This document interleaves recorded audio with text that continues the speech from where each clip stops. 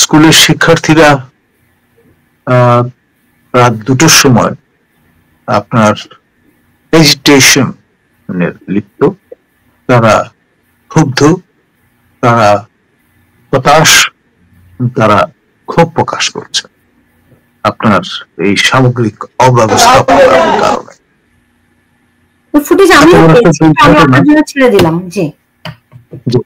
এত বড় একটা দুর্ঘটনা এই সরকার আমলে প্রথমবারের মতো ঘটলো, এবং এটি কিভাবে আপনার এটা নিয়ে কোপ করা হবে, এটা হ্যান্ডেল করা হবে, সেটা নিয়ে কোন রকমের প্রস্তুতি কর্তৃপক্ষের পক্ষ থেকে ছিল বলে মনে হয় না। এবং এখানে এমন সব ন্যাক্কারজনক ঘটনা ঘটেছে যে তিতুমির কলেজের একজন শিক্ষার্থী, তিনি আপনার স্বপ্রণোদিত হয়ে চিন্তা করেছেন যে রক্তের প্রয়োজন হতে পারে কারো, তিনি সেই রক্ত দিতে এসে রীতিমতো মবের শিকার হয়েছে, এবং শেষ পর্যন্ত বিমান বাহিনীর সদস্যরা তাকে উদ্ধার করে, তা না হলে হয়তো ড্রাইভারে মারাই পড়ত। এই যে মাইন্ডসেট, এটা থেকে মনে হচ্ছে যে মানুষের স্যানিটি চলে গেছে, আমরা আমাদের বিবেক বুদ্ধি হারিয়ে ফেলেছি, এবং এইরকম দশা, এইরকম পরিস্থিতি। স্যার, আপনি যদি এই যে ভিডিও ফুটেজ, যেটা আপনি জাস্ট এটার এখানে যে কনভারসেশন গুলো চলছে, ছেলেরা যে দৌড়াদৌড়ি করছে, আপনি যদি জাস্ট সেই কথাগুলো একটু শুনেন, আপনি আশ্চর্য হয়ে যাবেন। আমি একটু ছেড়ে দিই কথাগুলো তাদের। জি, প্লিজ প্লিজ।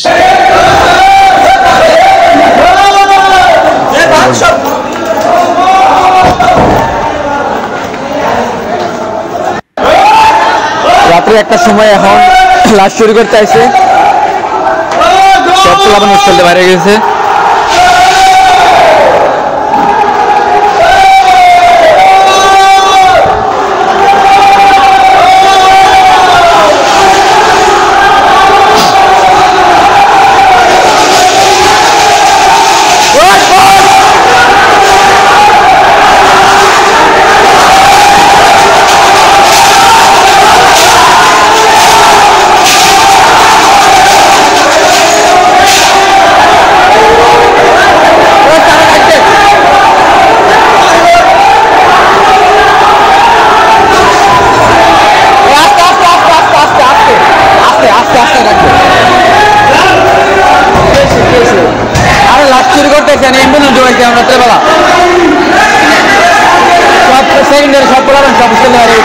সব বাইরে গেছে।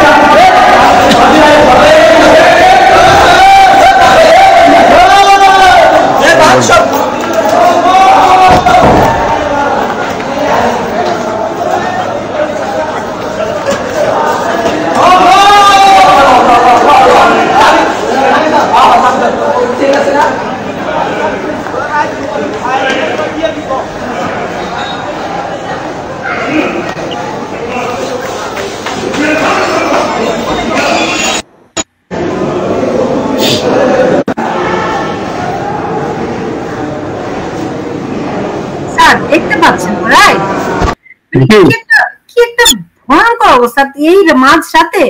আরেকটা জিনিস আপনি আমাকে বলুন তো, আমি যেটা দেখলাম যে তারা কলাপসিবল গেট ধরে ঝাঁকি দিচ্ছে, মানে তাদেরকে কি তালাবন্দি করে রাখে? এরকম একটা দুর্ঘটনা ঘটার পরেও তাদের হোস্টেলে এরকম তালাবন্দি করে রাখবে? দেখুন, আসলে পুরো ব্যাপারটাই একটা অরাজক পরিণতির দিকে অগ্রসর হয়েছে। আপনার এই দ্বিতীয় ইন্টারিম সরকার সবকিছু লেজের উপরে পাকিয়ে ফেলেছে।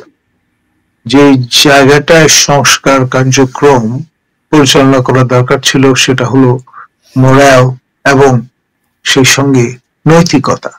এটা বাদ দিয়ে বাকি যত রকমের কায় কারবার আছে সেগুলো নিয়ে সরকার ব্যস্ত হয়ে পড়েছে, কালক্ষেপণ করছে, এবং যত দিন যাচ্ছে ততই সমস্যা জটিল থেকে জটিলতর হচ্ছে। সুতরাং এই অবস্থায় এ ধরনের দুর্ঘটনা আকস্মিকভাবে যখন ঘটে, তখন কিংকর্তব্যবিমূঢ় হওয়া ছাড়া কর্তৃপক্ষের আর কিছু করার থাকে না। আপনার এটি আমরা লক্ষ্য করছি। স্যার, মানে কি অবস্থা হলে পরে মানুষ মনে করছে যে লাশ চুরি করা হচ্ছে এবং সেনাবাহিনীর বিরুদ্ধে অভিযোগ? বিশ্বাস উঠে গেছে। মানে সমস্যাটা এখানে, মানুষ যখন একটা শ্রদ্ধা ভালোবাসার জায়গা থেকে অবিশ্বাস এবং সন্দেহের আপনার আবর্তে ঘুরপাক খায়, তখন যে কোনো কিছু করা, যে কোনো কিছু বলা সম্ভবপর হয়ে ওঠে। এখন এখানে অবস্থাটা তেমন দাঁড়িয়ে গেছে। আপনার কোমলমতি শিশুরা আপনার কে কোথায় আছেন, নিখোঁজ হয়েছেন, জীবিত আছেন, মৃত্যুবরণ করেছেন, এটা নিয়ে জাতীয় শঙ্কা তৈরি হয়েছে। সারা দেশের মানুষ, যে শিশুরা মারা যাচ্ছে তাদের কোনো মতি নাই, তারা নিষ্পাপ, তাদের অবশ্যই মাসুম বাচ্চা যাকে বলে, নিষ্পাপ শিশু, ফুলের মতো। স্যার, আমি আজকে আমি করতে গিয়ে আমি আমার চোখের পানি ধরে রাখতে পারিনি স্যার। আমি জানি না ওই বাবা মা কি অবস্থা, আমি একটু দেখাই স্যার।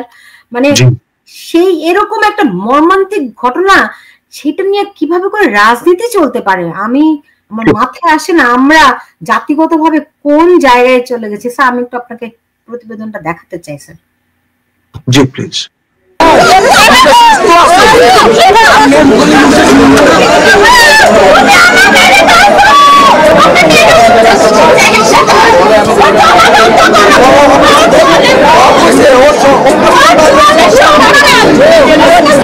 অনেক খুশি, আপনারা পাবেন না।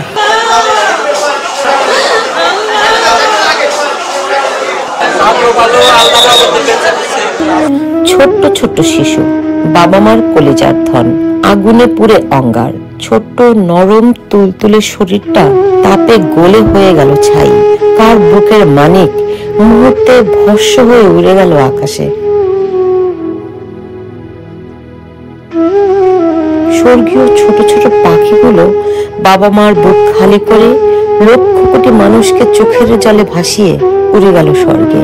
এই বেদনার কোনো ভাষা নেই, এই যন্ত্রণার কোনো সীমা নেই। শরীর পুড়ে গেছে, প্যান সহকারে পুড়ে শরীরের সাথে লাগে গেছে। আমি জানি না আমার বাচ্চা কেমন আছে,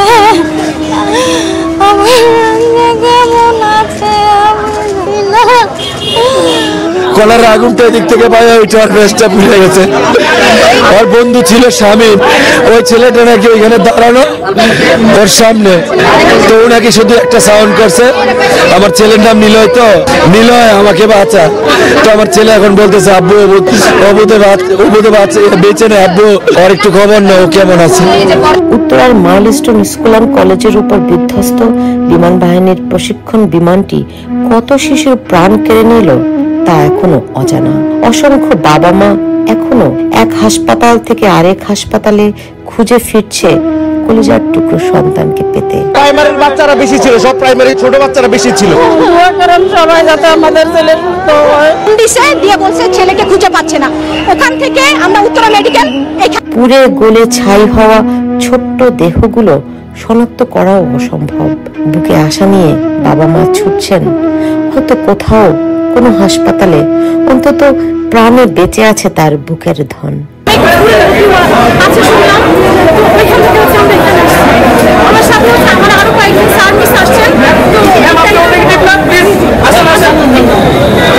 রক্তাক্ত জুলাই যেন শেষ হচ্ছে না। গত বছরের এই জুলাইয়ে কোটা বিরোধী আন্দোলনে লাশের মিছিল ভুলতে না ভুলতেই আরেক জুলাইয়ে এসে আবারও শিশুরা লাশ হলো বিমান বাহিনীর এক প্রশিক্ষণ বিমান বিধ্বস্তের ঘটনায়। আমি পিছে দিকে তাকিয়ে দেখি যে বলগানের মতো সবকিছু এক্সপ্লোড করছে। পরবর্তীতে আমি স্কুল সেকশনের সামনে যাই, ওরা আমাকে বলছিল যে আপু বাঁচাও, কিছু করো। পরে আমার ছোট মাথায় যেটা আমার ভালো মনে হয়েছে সেটাই করেছি। আমাদের কলেজের এমআইতে নিয়ে যাওয়ার চেষ্টা করেছি। উত্তরার মাইলস্টোন স্কুল অ্যান্ড কলেজে বিমানটি আছড়ে পড়ার কিছুক্ষণের মধ্যে আগুনে পুড়ে যাওয়া বাচ্চাদের ছবি সামাজিক যোগাযোগ মাধ্যমে মুহূর্তের মধ্যে ছড়িয়ে পড়ে। এরপর একের পর এক পুড়ে যাওয়া শিশুর ছবি, ভিডিও, শিশুর খোঁজ পেতে বাবা মাদের আহাজারি, হাসপাতালে আহত শিশুদের নিয়ে দৌড়দৌড়ি, অ্যাম্বুলেন্সের সাইরেন, এমন বেদনাদায়ক দৃশ্য একের পর এক হাজির হয় সামনে।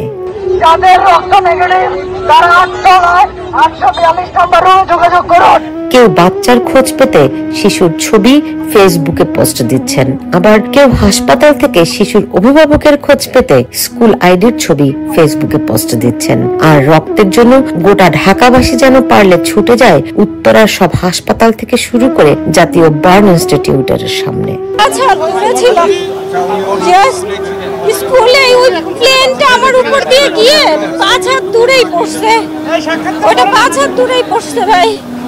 এটা নাকি প্রশিক্ষণ বিমান ভাই, এগুলা এইরকম জনবসতিপূর্ণ ইসে কেন কেন ভাই এই রকম কতগুলা বাচ্চা, কতগুলা নিষ্পাপ প্রাণ পড়ে গেছে আমার সামনে, আমার চোখের সামনে ভাই। বাচ্চাটা জাস্ট আসতেছিল, একটা বাচ্চা, 6-7টা বাচ্চা ওইখানে খেলতেছিল। স্কুলটা ছুটি হয়েছে, 2-3 বাচ্চারা, গার্জেনরা আসবে তাদের জন্য হয়তো অপেক্ষা করতেছিল। কয়েকটা বাচ্চা দোলনায় খেলতেছিল, সবগুলা যা মুহূর্তেই শেষ ভাই। এই আগুন আমি বলতে পারবো না এটা কেমন আগুন। বিমান বিধ্বস্তের ঘটনার অল্প মুহূর্তের মধ্যে মানুষের ঢল নামে যেন।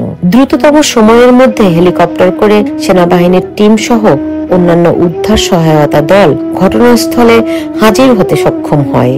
দ্রুত বিধ্বস্ত বিমান ও ক্ষতিগ্রস্ত ভবনের আগুন নেভানোও সম্ভব হয়, কিন্তু হতাহতদের উদ্ধার থেকে শুরু করে হাসপাতালে নিয়ে যাওয়ার পথে চরম বিড়ম্বনার মুখে পড়তে হয়েছে উদ্ধারকারীদের অতিরিক্ত মানুষের কারণে। প্রথম তলায় ছিল 3য় শ্রেণী ও 4র্থ শ্রেণীর বাচ্চাদের ক্লাস, দ্বিতীয় তলায় ছিল 2য় শ্রেণী ও 5ম শ্রেণীদের ক্লাস, এবং তার সাথে ছিল প্রিন্সিপালের অফিস, মিটিং রুম এবং একটা কোচিং এর ক্লাস চলমান ছিল। ঢাকা মেডিকেল কলেজের জরুরি বিভাগ থেকে শুরু করে জাতীয় বার্ন ইনস্টিটিউট পর্যন্ত মানুষের ভিড় সামলানো কঠিন হয়ে পড়ে। মানুষের চাপে হাসপাতালে আসা যাওয়ার পথ সংকুচিত হয়ে যায়। জাতীয় বার্ন ইনস্টিটিউটের সামনে ভিড় সামলাতে কাজ করছে অনেক স্বেচ্ছাসেবী। অ্যাপ্রন পরা এক নারী চিকিৎসক তাদের হাত জোর করে অনুরোধ করেন হাসপাতালে এসে ভিড় না করতে। করতেছি যেন রোগীরা ভিতরে ঢুকতে পারে। ওনারা রাজনীতি করা মানলাম, এখন কে এটা করার টাইম ছিল? ওনারা সবাই মিলে একজনকে সিকিউরিটি 100 জন মিলে যে যাচ্ছে, রোগী ঢুকতে পারতেছে না। ওনাদের রাজনীতিটাকে আগে, ওনারা যদি রাজনীতিবিদ হতো তো ওনারা কিভাবে ঢুকতে পারতো? আপনারা কেন কিছু বলতেছেন না? তো আমরা যেটা দেখলাম যে হাজার হাজার ইয়াং ছেলে মেয়েরা যারা রক্ত দেওয়ার জন্য আসলে উদ্গ্রীব, তারা আমাদের বাচ্চাদের রক্ত দেওয়ার জন্য আসছে। আমি তাদের অনুরোধ করবো আমাদের প্রথম